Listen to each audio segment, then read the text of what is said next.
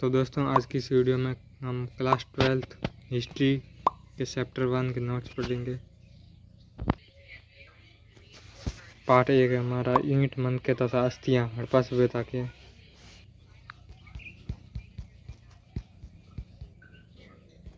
सभ्यता किसे कहा जाता है? लोगों के एक ऐसे समूह को सभ्यता कहा जाता है जिनके रहन सहन, जीवन निर्वाह के तरीके, विचारधारा, मान्यता विशेष हैं।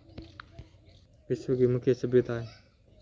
1920 से पहले माना जाता था कि मिस्र की सभ्यता, मेसोपोटामिया की सभ्यता और चीन की सभ्यता विश्व की सबसे पुरानी सभ्यताओं में से एक है। परंतु फिर हड़प्पा सभ्यता की खोज हुई तथा तब से ये भी विश्व की सबसे पुरानी सभ्यताओं में से एक बन गई है।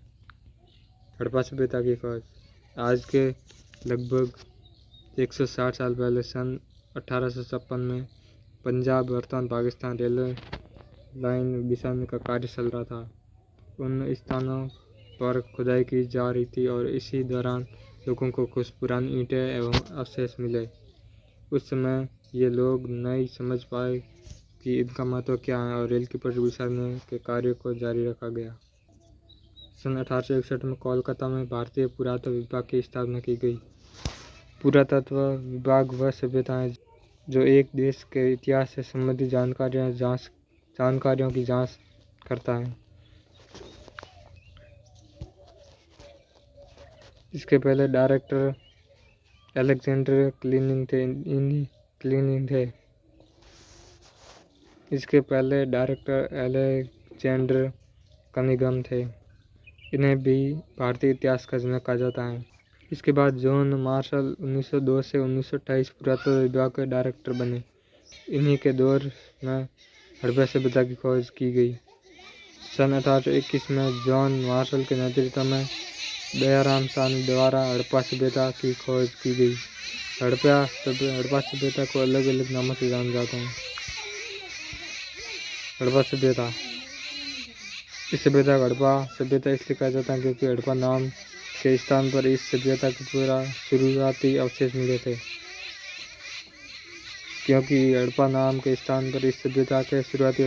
थे। सिंधु घाटी सभ्यता, इंडस वैली सिविलाइजेशन।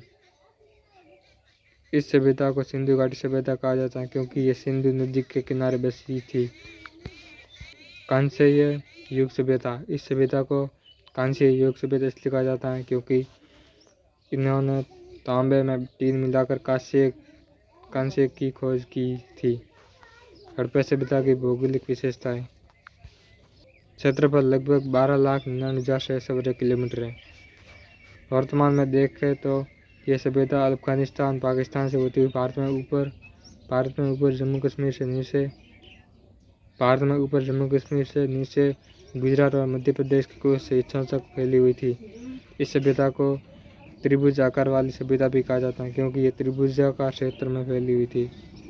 मेसोपोटामिया और मिस्र की सभ्यता हड़प्पा सभ्यता की समकालीन सभ्यता है, यानी ये सभी सभ्यता विश्व में एक ही समय पर थी। हड़प्पा सभ्यता का 2600 ईसा पूर्व से 1900 ईसा पूर्व तक माना जाता है। हड़प्पा सभ्यता में निर्वाह के तरीके। पहला, कृषि, पशुपालन, शिकार।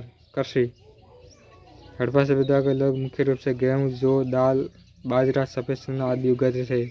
सिंचाई के लिए नहरों एवं कुओं का उपयोग करते थे।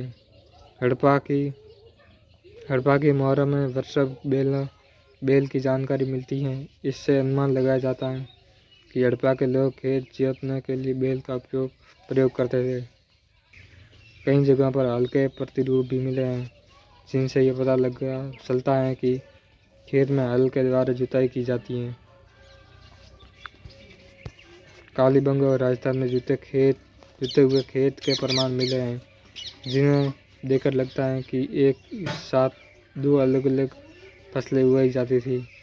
हड़प्पा सभ्यता के लोग लकड़ी और पत्थर के बने औजारों का प्रयोग फसल कटाई के लिए किया करते थे। दूसरा, पशुपालन। हड़प्पा स्थलों से मवेशी, भेड़, बकरियां, भैंस तथा सूअर जैसे जानवरों की हड्डियां प्राप्त हुई हैं, जिससे पता चलता है कि ये लोग इन जानवरों को पालते थे। तीसरा, शिकार। यहाँ पर मछली, पक्षियों एवं जंगली जानवरों की हड्डियां भी मिली हैं, जिनसे अनुमान लगाया गया है कि हड़प्पा के निवासी जानवरों का मांस खाया करते थे।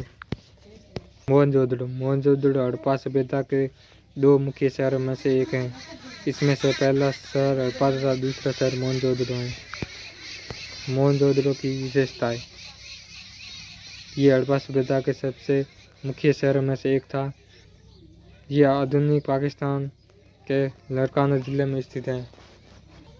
इसका क्षेत्रफल लगभग 125 हेक्टेयर था। मोहनजोदड़ो में नगर को मुख्य रूप से 2 भागों में बांटा गया था, दुर्ग और निचला शहर। दुर्ग आकार में छोटा था, इसे ऊंचाई पर बनाया गया था। दुर्ग को चारों तरफ दीवार से घिरा गया था। ये दीवार ही इसे निचले शहरों से अलग करती थी। निचला शहर आकार में दुर्ग से बड़ा था। यह सामान्य लोगों के लिए बनाया गया था। यहाँ की मुख्य विशेषता इसकी जल निकासी प्रणाली थी। दुर्ग, माल गोदाम अनुग्रह।